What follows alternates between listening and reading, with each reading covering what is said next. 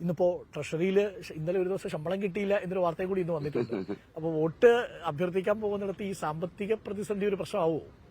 സാമ്പത്തിക പ്രതിസന്ധി പ്രശ്നമാവും. അത് ഞങ്ങളെയല്ല ബാധിക്കുന്നത്. കേന്ദ്ര ഗവൺമെന്റ് സാമ്പത്തിക ഉപരോധം ഏർപ്പെടുത്തിയിരിക്കുക കേരളത്തിനെതിരെ. അതിനെതിരെ ഒരക്ഷരം പറയാത്ത UDF-കാരാണ് ഇവിടെ വോട്ട് ചോദിക്കുന്നത്. എന്ന് വെച്ചാൽ ഇടതുപക്ഷ ജനാധിപത്യ മുന്നണിയോടുള്ള രാഷ്ട്രീയ വിരോധം കേരളത്തോട് തീർക്കുകയാണ് അവർ. അപ്പൊ അതിനവർ മറുപടി പറയേണ്ടി വരും. അപ്പൊ അത് സാമ്പത്തിക പ്രതിസന്ധി ചർച്ചയായാൽ ഗുണമേ ചെയ്യൂ. തീർച്ചയായിട്ടും ഈ സാമ്പത്തിക പ്രതിസന്ധിയുടെ എതിരായി കേരളത്തിലെ ഗവൺമെന്റ്, MLA-മാർ, MP-മാർ എല്ലാം ചേർന്ന് ഡൽഹി സമരം നടത്തി. ആ സമരത്തിൽ പങ്കെടുക്കാൻ മുഖ്യമന്ത്രി പ്രതിപക്ഷ നേതാവിനെ ഉപനേതാവിനെ നേരിട്ട് വിളിച്ച് ചർച്ച ചെയ്തു. അവർ വന്നില്ല. അപ്പൊ BJP-ക്കെതിരെ, കേന്ദ്ര ഗവൺമെന്റിനെതിരെ ഒരു സമരം നടത്താനുള്ള ധൈര്യം പോലും അവർക്കില്ല. വളരെ പ്രധാനപ്പെട്ട ഒരു കാര്യമാണ്. മറ്റൊരു കാര്യം കൂടി ജാക്കി, നിലവില് CPM-ന് ഈ തെരഞ്ഞെടുപ്പ് വളരെ ക്രൂഷ്യലാണ്. അതുകൊണ്ടാണ് ഒരു പോളിറ്റ് ബ്യൂറോ മെമ്പർ, 4 കേന്ദ്ര കമ്മിറ്റി അംഗങ്ങൾ, 4 MLA-മാർ, ഒരു മന്ത്രി ഇവർ ഈ തെരഞ്ഞെടുപ്പിൽ മത്സരിക്കാൻ പോകുന്നത്. അപ്പോൾ എത്രത്തോളം പ്രാധാന്യമുള്ളതാണ്, അത് എങ്ങനെയാണ് വോട്ടർമാരെ പറഞ്ഞ് മനസ്സിലാക്കുക? കാരണം ഒറ്റക്കക്ഷിയെ വരാൻ CPM-ന് കഴിയില്ല. മത്സരിക്കുന്ന സീറ്റുകളുടെ എണ്ണം നോക്കിയാലും പ്രദേശം നോക്കിയാലും. അപ്പോൾ കോൺഗ്രസ് ആണ് ഒറ്റക്കക്ഷിയെ വരേണ്ടതെങ്കിൽ കോൺഗ്രസിന് വോട്ട് കൊടുക്കൂ എന്ന പ്രചരണമാണ് ഞാൻ ഇന്നലെ പോയപ്പോഴും TN പ്രതാപൻ ആവർത്തിക്കുന്നത്, ഇന്നലെയും KC വേണുഗോപാൽ അടക്കം ആവർത്തിക്കുന്നത്. അതാണ് അവരുടെ പ്രചരണം എന്ന് പറയുന്നത്. അതിനെ എങ്ങനെയാണ് മറികടക്കുക? ഒന്ന്, കോൺഗ്രസിന് ഇന്ത്യൻ പാർലമെന്റിൽ BJP-യുടെ നയങ്ങൾ എതിർക്കാൻ കഴിയില്ല. ഉദാരവൽക്കരണ നയമാണ് ഏറ്റവും പ്രധാനപ്പെട്ടത്. സാമ്പത്തിക ഉദാരവൽക്കരണം, കോർപ്പറേറ്റ് അനുകൂല സാമ്പത്തിക നയങ്ങൾ. 2, തീവ്ര വർഗീയത. ഇത് രണ്ടിലും കോൺഗ്രസും BJP-യും തമ്മിൽ കാര്യമായ വ്യത്യാസമില്ല.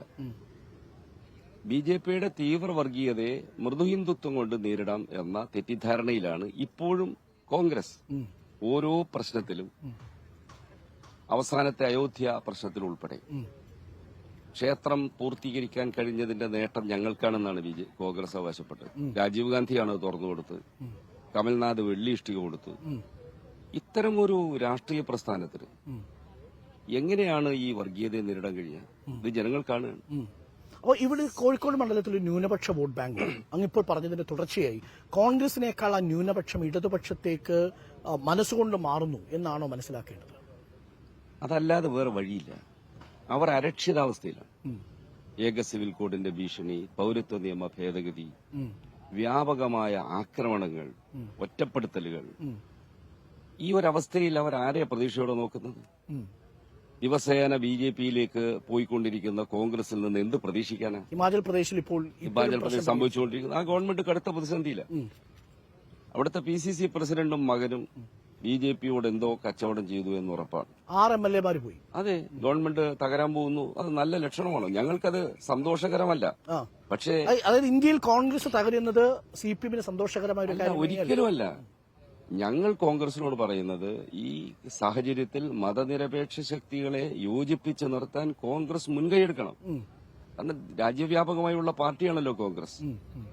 കോൺഗ്രസ് വിരുദ്ധ രാഷ്ട്രീയം ശക്തമായി ഉയർത്തിയവരാണ് കമ്മ്യൂണിസ്റ്റ് പാർട്ടി.